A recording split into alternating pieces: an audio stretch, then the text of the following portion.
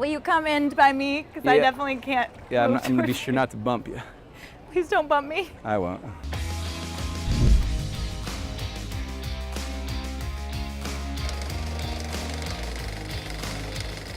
"21 miles on a stand-up paddleboard. How do you do that?" You know, it's a blast. It seems and sounds very intimidating, but really it's all about kind of community and togetherness. So when you're out there with 184 of your closest friends in the cause, that makes it all possible. We start all the way up at the top of Mansfield Dam, and we're gonna do this together, and by any means possible. Standing up on a paddleboard for 8 to 10 hours can definitely be a little grueling, but you prepare mentally, physically, and every year it seems to happen. It's bigger and better, and people get more excited. This is the 9th year. Yep. Why did you initially create the Flatwater Foundation? It started as kind of an event which we called Damn That Cancer, to spread the message about the importance of mental health around a cancer diagnosis and taking care of your mind. And really in that, I saw very quickly firsthand with my father and my family that there's not a whole lot there for support mentally and counseling. And it was $140 an hour to get help. And when I found myself on the front steps of a counselor and ready to get that, I just couldn't afford it. Yeah. And so had a therapist reach out to me, and my aha moment was when she said, there was something about you, we need to talk, like, don't worry about the money, come talk to me, come see me. And I came out a cheerleader for counseling and thought, I need to make that possible for so many other people coping with the diagnosis, whether it's them or their father or mother or best friend. Yeah. That's what it's all about, and we're raising the money to cover those costs so they don't have to worry about it. This journey down the lake is really a metaphor for navigating life's journeys.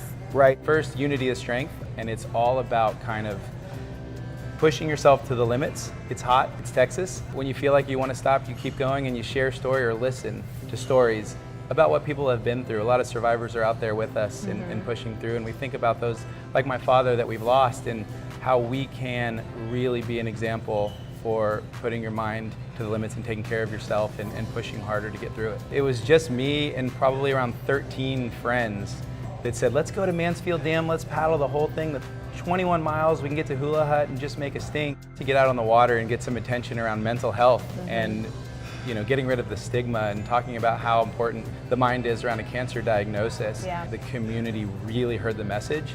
And here we are shooting for $700,000, 9 paddles later every summer. At what point did it go from something you were doing on the side as a volunteer effort to now your full-time job in this massive production? We went from the first kind of 4 years with me as a volunteer.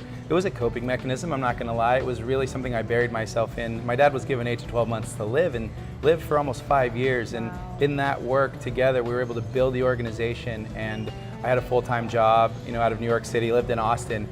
And it grew and grew. We saw the community come forward and really show us that this was important, and they heard the call. And so it was just a week after that first paddle, I was in the Secretary of State's office creating the organization, filing, and realized this is my passion, this is my calling to create this organization, if you will, that's dedicated to providing the funding for families that are touched by cancer. So $70 provides $140 of therapy, and we've done over 18,000 hours of therapy in the Austin community, paid for by these stand-up paddleboarders every year. That is so incredible and such a neat connection. People are out there on the water, pouring their heart into it, and then it just keeps on giving. Exactly. It's called Flatwater Foundation because we say one diagnosis really causes waves in all directions around an individual. And our mission is to bring those families back to that calm serenity of flat water. So raising money on the water is perfect. It kind of breaks through the clutter, and it's a good time. It's hot and it can be terrible, but the harder it is, the harder it is, the tears and the excitement, the better the end is for all of us. Give me a window into what it's like when y'all are all on the water, just the riders, and you're like at mile 12.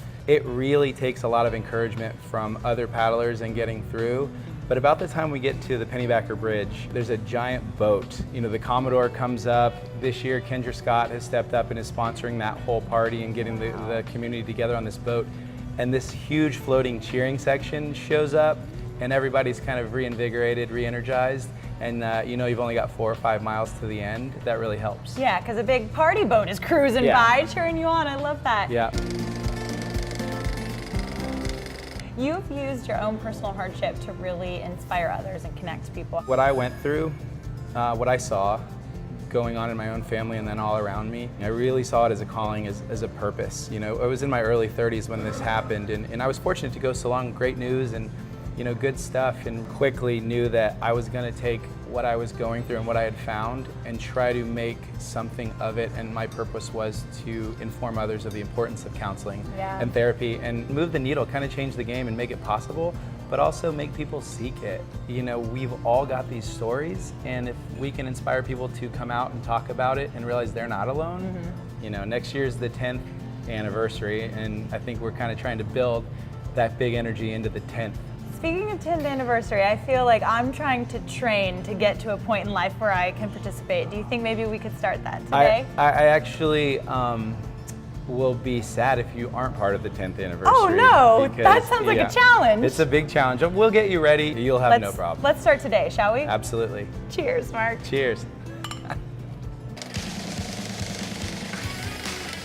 I'm going to be honest with you. I do not know where to begin right now. This is actually a special board. This is one of the boards our team used in September to circumnavigate Lake Tahoe. So it'll work. Oh my. Start in the middle here. See that handle? So I get on my knees right here. On your knees on the board. You can climb down. Where do I get all the way down. So what you're where gonna do I put my hands? So what you're gonna want to do is keep one hand on the dock just to support you, and you're gonna go down to your shins. You're making it sound like it's so easy.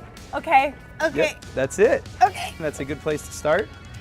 I feel like this is also a good place for me to end. So do I take this too? Hold that paddle. That's how we're gonna get around. How do you do all this at once? And paddle in the water. Show us what the pros look like. So the last step that you're gonna wanna do when you're ready is you're gonna hold your paddle across, put one foot, then the other, and you're up and you're ready to go. Stand up. It's more stable than you think. Wide base on your feet. Okay. Wide base on your feet, and then you stand up. And am I standing? And you're up, and that's it. That's it, that's all it is. Oh my gosh, amazing. 10 hours. Okay, 10 hours, 21 miles. That's how long you'll do this? Yeah, most of this is mental. You're amazing. We get on the water around 7:30, and we'll finish right here about 5:30 in the afternoon. That is Ready to beautiful. party. I have a lot of practice ahead of me. Mark, I hope this is your best year yet. Congratulations. Thank you so much, and you got this. Okay, how do I get down? Go back down to your knees. Okay. You're fine.